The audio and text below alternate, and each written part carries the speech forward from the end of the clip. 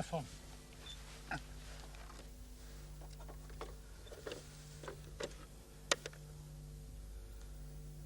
Nisam tu. Ne, nisam tu.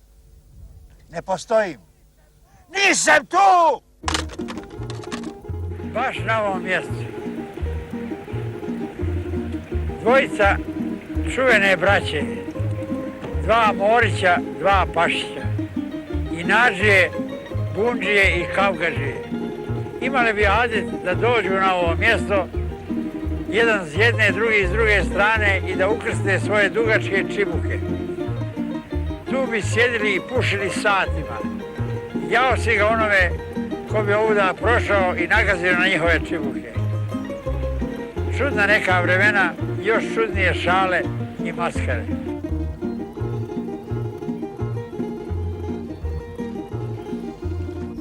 Zuko je volao da radi. On je uživao u radu. Nije to njemu bilo teško, volao je da. Ja, na primjer, uživala sam da gledam te njegove karikature.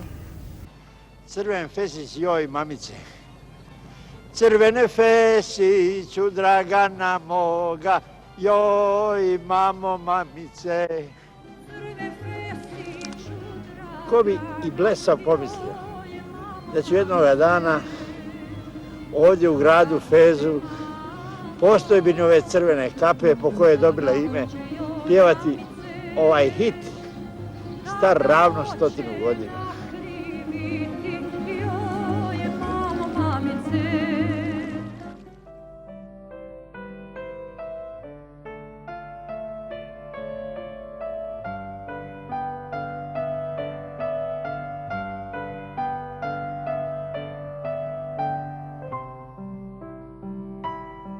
Dvadeset jedna godina je prošla od utihnuća Zukine umjetničke svestranosti, najdojmljivije iskazane u televizijskom predstavljanju raznih krajeva samo njemu svojstvenim šarmom zaljubljenika u daljine koje je, kako je govorio, gledao iz blizine. Da nije relativno rano otišao u vječnost, danas bi imao 90, a i za ono godina života ostavio je bogat miraz za svoje duhovne znatiželje. U knjigama putopisnih impresija, reportaža, novinskih priloga i priča, čiju osobenu literarnu vrijednost je prepoznao Ivo Andrić u svom nadahnutom predgovoru Zukinom Nekrologu jednoj čaršiji. Svjedočanstva Zukine umjetničke raznovrsnosti ostala su u filmskim scenarijima, pozorišnim scenografijama, ovoj već enciklopedijskoj karikaturi objavljenoj u književnim novinama 1950. i tada prenesene u sve vodeće svjetske listove kao najduhovitiji grafičko-satirični komentar iz vremena Inforbiroa. Zuko je godinama svakodnevno objavljivao ovakve duhovite crteže na naslovnoj strani Politike.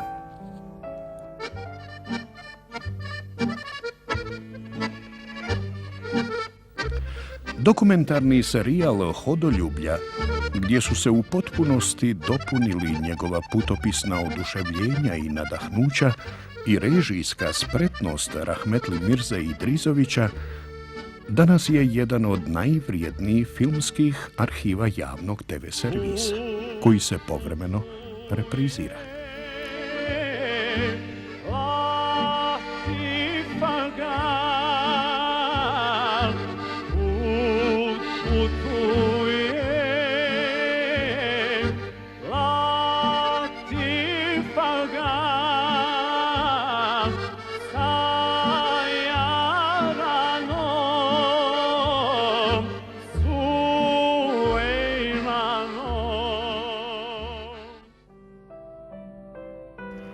A o malo znanim pojedinostima Zukinog života i umjetničkog rada saznali smo iz prilične cjelovitosti sjećanja njegovog vjernog pratioca i saradnika, supruge Vezire, koja pozne dane provodi u porodičnoj kući na Taksimu, drevnoj četvrti Istanbula. Ja Zuku znam kao beba. Razlika je svega 5 godina. Zato što Zukin otac je bio muftija u Beogradu, u Beogradskoj džamiji. A moj deda je imao odmah radnju do džamije, kralja Petra. I moja majka je dolazila s decom kod dede i Zukina mama je dolazila sa 2 dece. Jer Zukin jedan brat je u Jasenovcu poginuo, u bijenje. Onda posle kad je bio rat 1941. onda je Zuko došao opet, Hođa je bio njegov rođak u Beogradu i on je bio tamo i tako. Mislim, ja sam bila suviše mlada, 15 godina. On je bio 20 godina. Kad ste se uzeli, jel? Ne, kad smo se zagledali. Davno jedanput neki seljak je donio da je prodaje jaja. I dok je ona išla da nađe pare da mu plati, da izruči jaja iz njegove torbe u neki sud, seljak je čučao ovako u jednom ćošku i gledao ove slike moga oca i moje majke. I gledao je dugo sliku moga oca i pita moju tetku Fatmu, ko ti je ovo? Ona kaže, to mi je brat. A on je pita, pošto dugog razmišljanja, a gdje je on sad? A ona njemu kaže, da si ti živ i zdrav, on je umro davno, ima 20 godina. A onda se on začudio, dobro otvorio oči, pogledao i rekao, a nu, tako ti Boga i sad ko živ. Zulfikar Zuko Džumhur, kojeg su neki prijatelji zvali Charlie, rodio se ovdje u ovoj kući u Konjicu 24. septembra 1921. godine. U mladosti je bio zgodan, u starosti je bio markantan. Učio je osnovnu školu u Beogradu, gimnaziju u Sarajevu, a slikarstvo i pravo u Beogradu. Putovao je po svijetu i sa jednog putovanja u egzotični azijski grad donio je u Jugoslaviju bivšu majmuna, jednog malog majmuna kojem je dao ime Olgica. Njegova majka Asa bunila se protiv toga što životinji daje ime ljudskog čeljadeta. A Zuko je sa svih putovanja gdje je putovao slao razglednice na kojima je pisao Olgica Džumhur, Vasina 14, Beograd. Draga Olgice, dok ti glumiš damu kod kuće, ja izigravam majmuna pred televizijskim kamerama. Mirza je jedan divan čovjek. Blag, dobar organizator, vredan. Nikad među nama nije bilo nekih raspri ili neke, sve je bilo organizovano. Svako je radio najbolje što može. I kamerman Čolaković, ja ne znam šta je sa tim ljudima. On u Španiji radi kao snimatelj. A u Španiji radi, baš mi je drago. Pa onda rade, pa svi su bili divni ljudi i sposobni u svom poslu. Ja sam bila Mirzina sekretarica. Ali pošto sam bila najstarija, bilo me sramota da kažem da sam Mirzina sekretarica. Znam da si me pitao ti.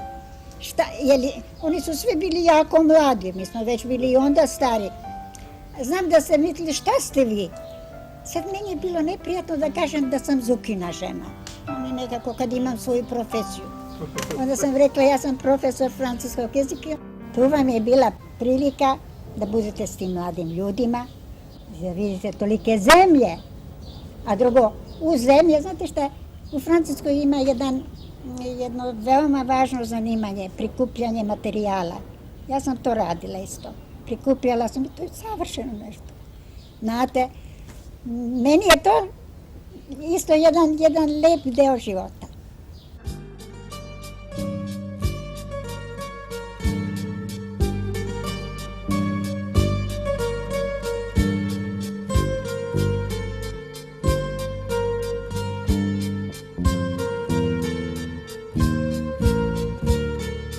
Moj pradeda, ne deda, pradeda, oni su sa Šar planine donosili u Istanbul stoku, stočari bi, dželepi, stočari bili. I onda, tako je moj deda, naravno stričevi, svi to, sve to išlo peške konjima, znam, meni je deda pričao. I bio je jak, mlad i on je, pre 300 godina, on je pobedio sultanovog Krvača u Jadranu. I dobio je zlatni kemer, i dobio je pare, i s tim parama je otvorio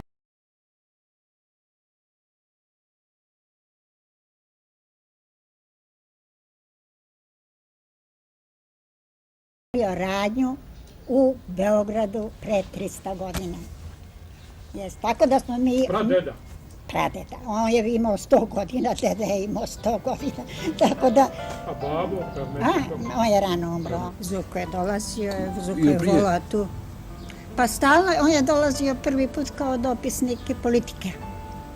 Kad je Tito došao. Kad je Dželal Bajar pozvao Tita, onda je Zuko kao dopisnik politike došao.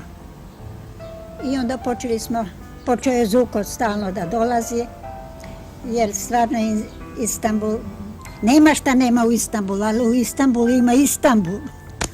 To je, nema nigde ovo. Znate, i Pariz je divan i sve to, ali ovo je nama blizu. Pisci su dolazili ovde, na primjer Karl May. Možete to da koristite. Imate od Istanbula do Bagdada. Ima jedno 20-30 stranica, opisuje tu samu zgradu, mislim, divne stvari, onda koje još, nema francuski pisac koji nije došao. Od Pierre Lotija, Lamartina, pa svi su dolazili ovde. Onda drugo, dolazili su državnici, ovi koji su Galibardi, na primjer, kad je pobegao, pa onda Trotski, i Trotsije se tu vrtio. Svi su bili tu, zato što Turska je bila, mislim, prema emigrantima imali su ovako merhamet. Ima tu jedna slika ove baš ulice, ove Galivdede ulicu koja se spušta na Kadikovi. Znate, kad smo mi došli 50. Onda je ta ulica bila skoro u raspadu, znate, sve bilo zapušteno, sve bilo, ali bilo je drevno. A Zugi se strašno dopadalo ona arnautska kalderna. Oni su ludi, skinuli su kaldernu, stavili su beton, ali su sve ove male kućice koje su pod zaštitom države, sve su ko male bombone. Sve je to uređeno, sve je to doterano, sve su to mladi ljudi. Kad sam ja došla u Istanbul je bio svega 1,5 miliona stanovnika. A Beyoğlu to je bila elita. Tu niste mogli muškarca da vidite bez mašne, ženu bez šećira. Znate, sad je svugde kao što svi putuju avionom, sad nema elite, sad je sve narodno.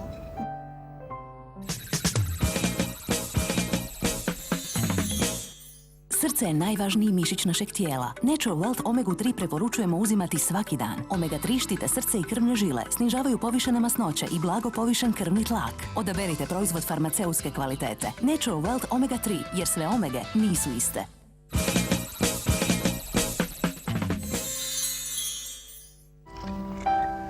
Čovjek i ne može imati pravu mjeru o svome starenju ako ne posjeti grad svoje mladosti.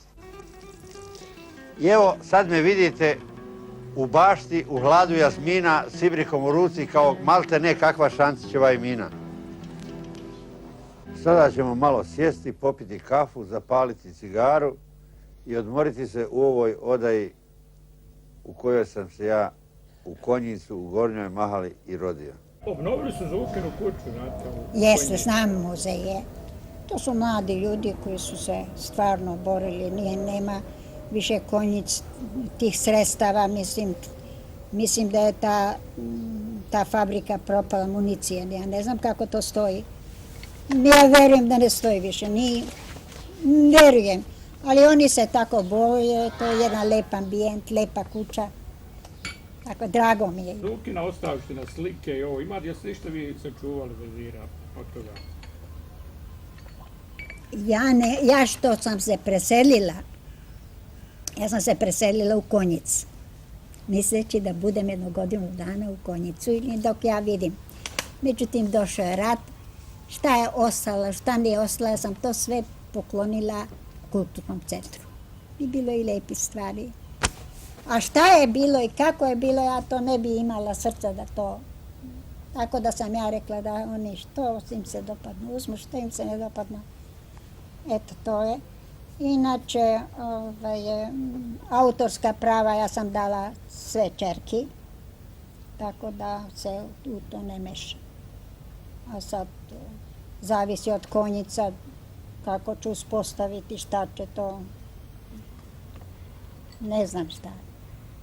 Nemam. Ne znam šta da vam kažem.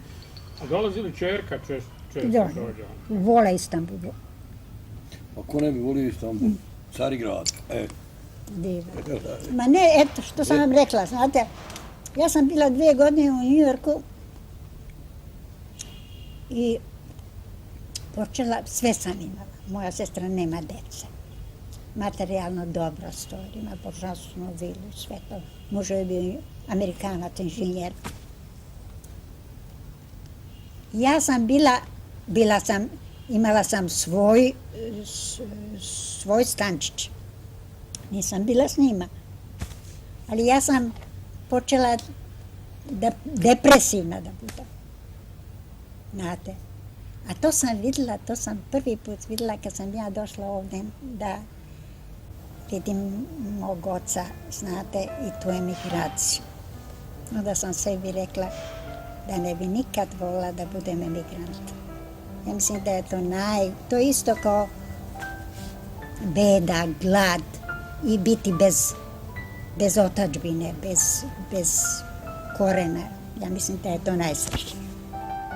Jedva skrivajući objektiv od Vezirinog nepristajanja na snimanje našeg susreta i razgovora ispred kamera, iza koje je godinama pratila nastanak dokumentarnih čarolija svog supruga, eto, uspjesmo saznati i neke pojedinosti iz njihovog zajedničkog života o kojima se malo znalo.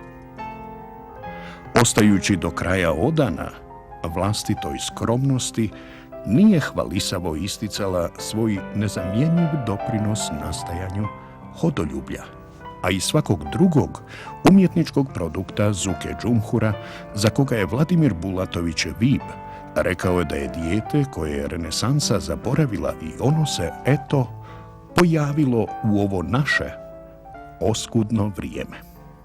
Nasmiješite se!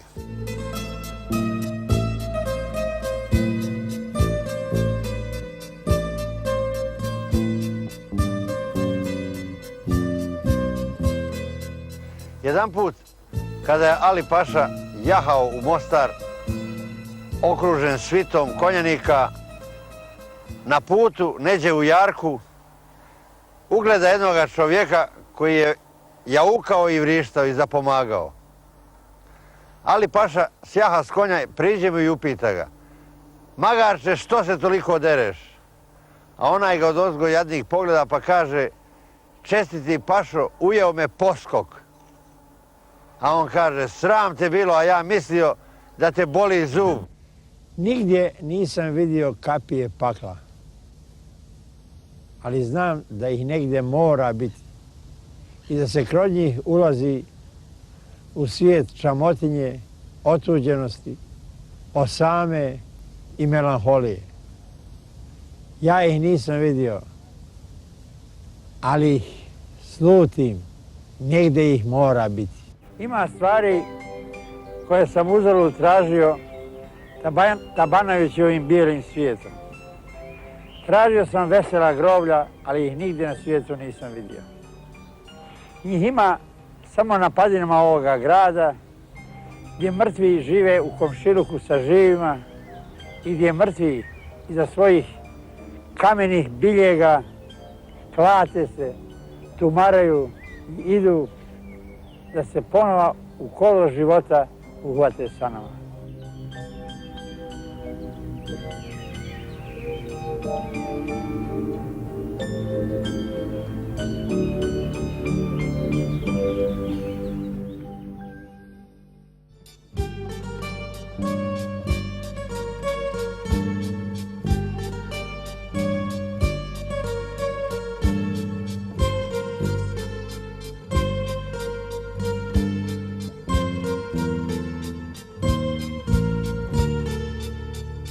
Thank